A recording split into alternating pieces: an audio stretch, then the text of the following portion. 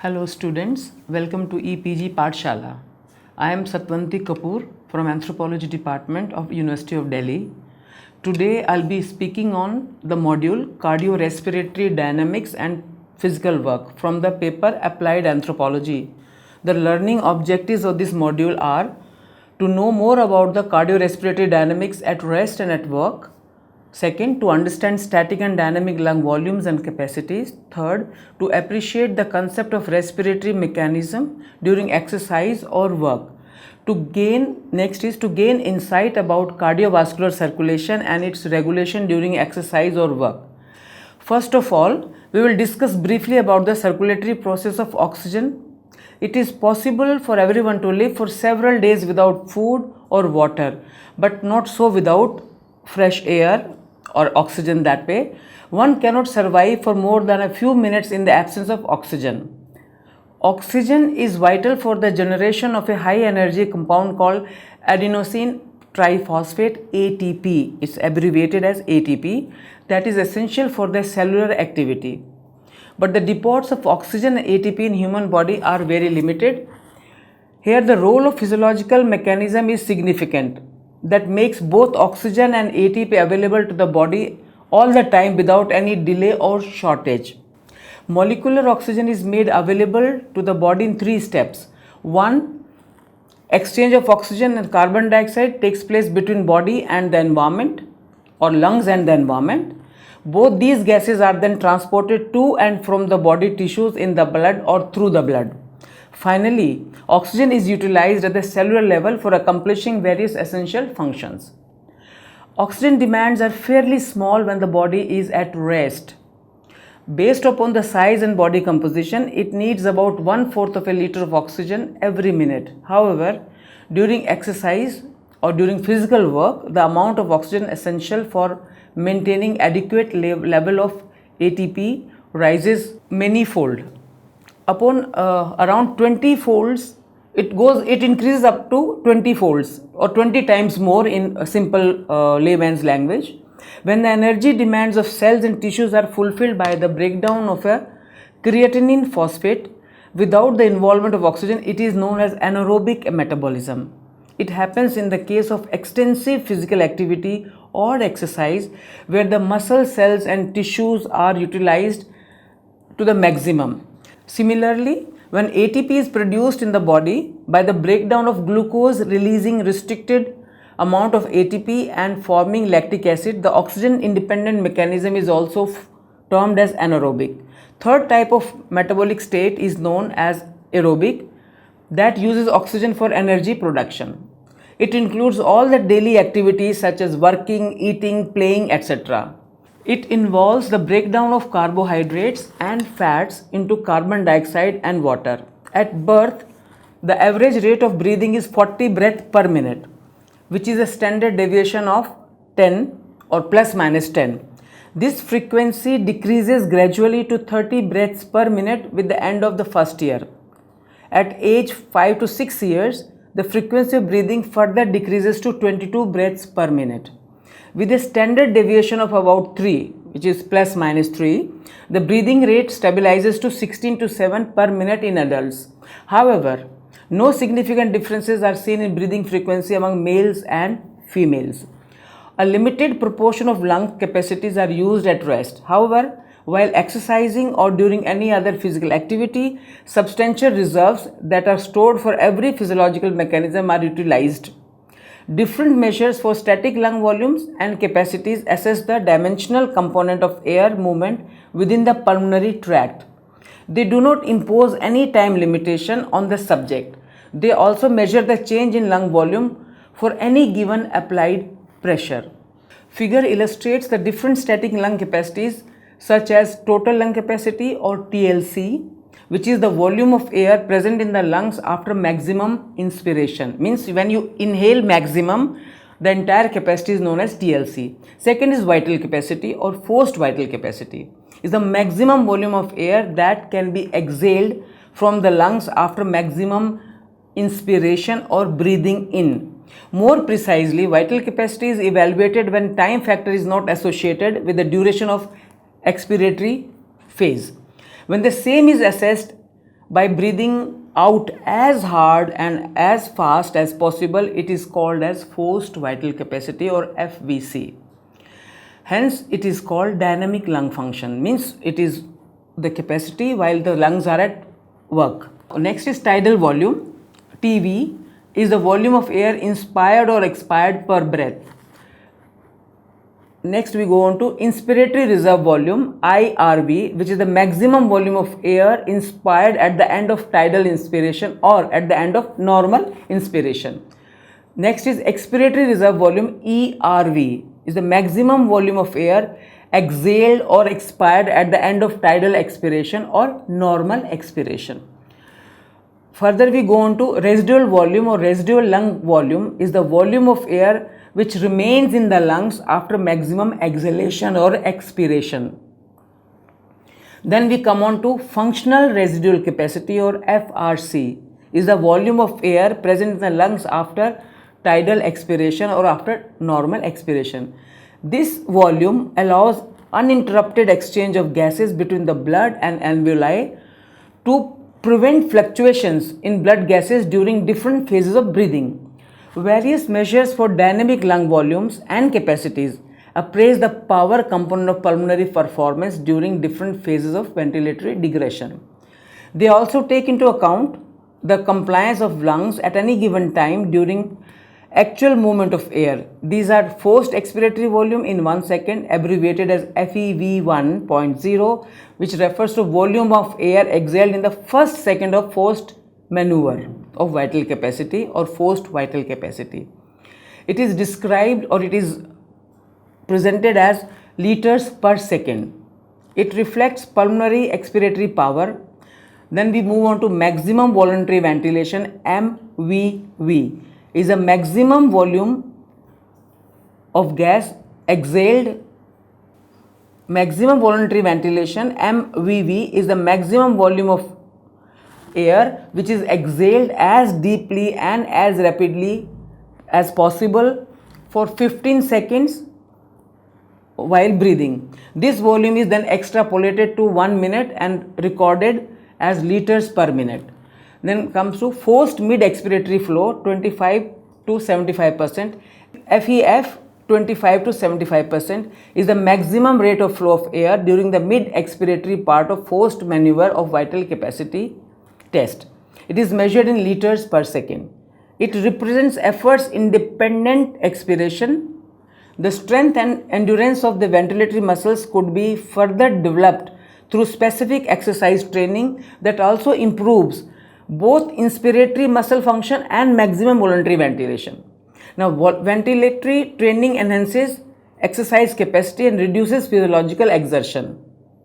The red blood cells or RBCs which are present in our blood are now laden with oxygen and requires a distribution network that connects the lungs with other parts of the body and a means of delivery around the body.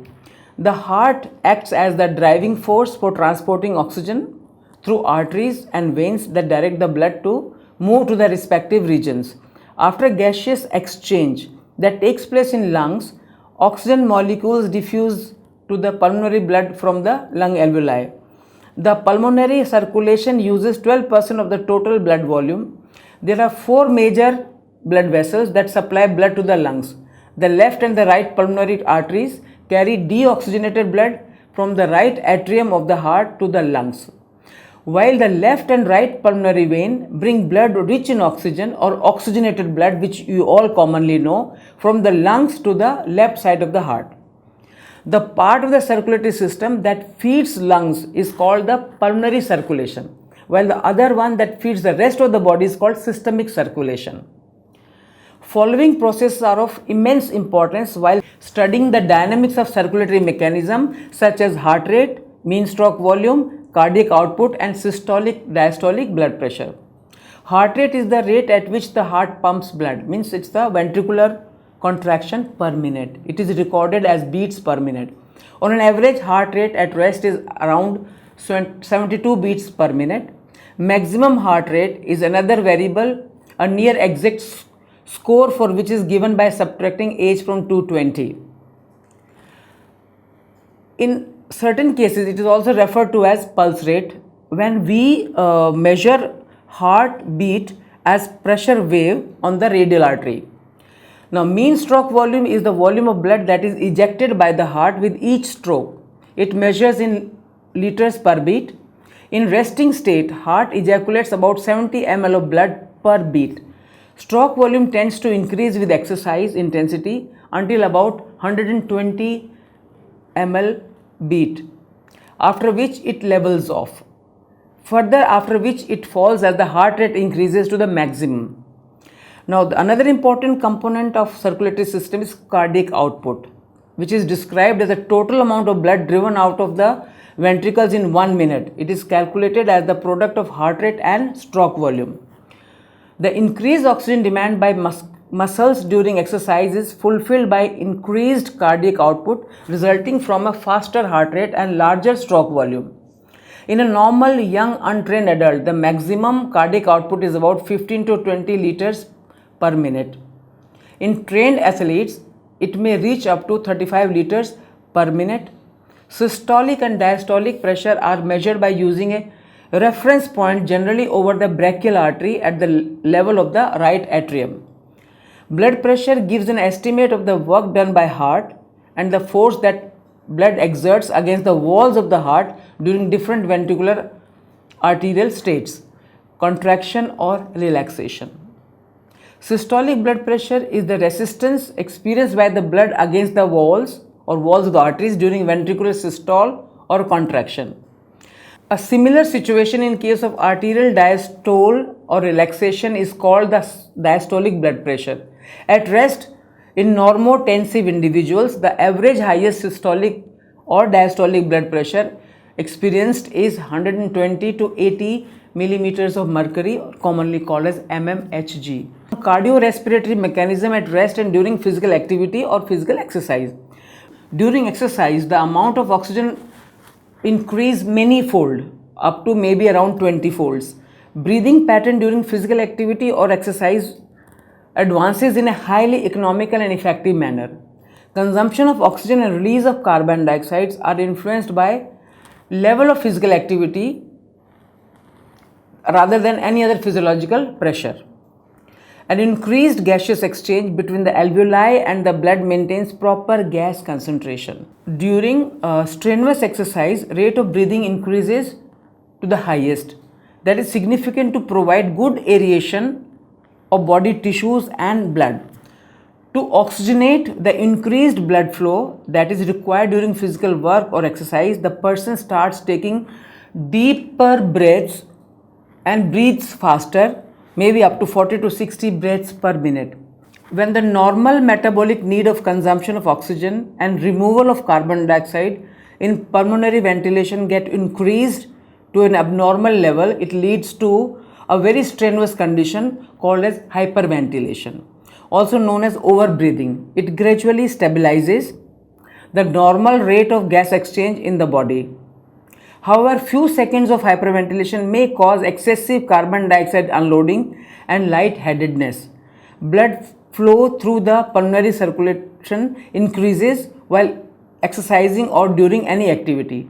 Adrenaline that is also increased and released into the blood during the state act as a vasodilator that leads to the arterial dilation that further increases blood supply to the lungs. During exercise, the demand for oxygen by the working muscles increases. It is met by the increased cardiac output, which in turn is achieved by a faster heart rate and larger stroke volume. It means that heart rate increases and reaches up to a level of 172 to 210 beats per minute during intensive exercise, while heart pumps more and more blood with each beat when the stroke volume becomes higher. Now, cardiac output may increase from 5 liters per minute to a maximum of 35 liters per minute in trained athletes or those involved in high physical activity on a regular basis. During a steady state physical activity, systolic blood pressure and heart rate both increase, while afterward the systolic pressure plateaus off. In this case, diastolic blood pressure hardly change or may even fall. At rest, most of the total blood volume moves to the viscera, gut, liver, spleen, kidney and skin. While working or exercising, most of the blood is provided or gets diverted to the working skeletal muscles. There is also increase in the flow of blood to the skin, which is needed for thermoregulation by dissipation of heat. As the extent of any physical activity increases, oxygen demand also increases until a point is reached when it fails to boost further in spite of additional increment in workload. This is termed as maximum oxygen consumption, also abbreviated as VO2 max. After VO2 max has been achieved, an increased workload can be sustained only for a very short period and by using the anaerobic metabolism in the working muscles. A person's VO2 max level is not fixed at a given value. It could be altered by level of physical activity, by level of habitual physical activity, etc. All of these changes and mechanism are coordinated and controlled by special centers in the brain. It uses the nervous system and chemical messengers to control all the processes. Now let's summarize the module. In a brief summary, I'll be speaking on to. One cannot survive for more than a few minutes in the absence of oxygen, which is really essential for all our body functions. Oxygen demands are fairly small when the body is at rest. Based upon the size and body composition, it needs about 1/4 of a liter of oxygen every minute or per minute. However, during exercise, the amount of oxygen rises many-fold, maybe up to around 20 folds. Exchange of oxygen and carbon dioxide between atmosphere and blood cell is the key role of lungs. A limited proportion of lungs capacities are used at rest. However, while exercising or doing any other physical activity, sustained reserves that are stored for every physiological mechanism are utilized there and then. Breathing pattern during physical activity or exercise advance in a highly economical and effective manner. During light to moderate energy expenditure or intensity exercise, ventilation increases linearly with carbon dioxide production and oxygen consumption. During strenuous exercise, rate of breathing increases to the highest. That is significant to provide good aeration of the body tissues and the blood. The red blood cells or RBCs are now laden with oxygen and require a distribution network that connects the lungs with other body parts and a mean of delivery around the body, which is called circulatory system. In that circulatory system, heart acts as the driving force for transporting oxygen through arteries and veins that direct the blood to move to the respective regions. After gaseous exchange that takes place in lungs, oxygen molecules diffuse to the pulmonary blood from the lung alveoli. During steady state physical activity, systolic blood pressure and heart rate both increases, while afterward the systolic blood pressure plateaus off. In this case, diastolic blood pressure hardly change or may even fall. At rest, most of the total blood volume moves to the visceral area like gut, liver, spleen, kidneys and skin. While working or exercising, most of the blood is provided to the working skeletal muscles. And there is also, during the strenuous exercise, there is also increase in the blood flow to the skin for thermoregulation or for dissipation of heat. So this is all in this module. Thank you very much.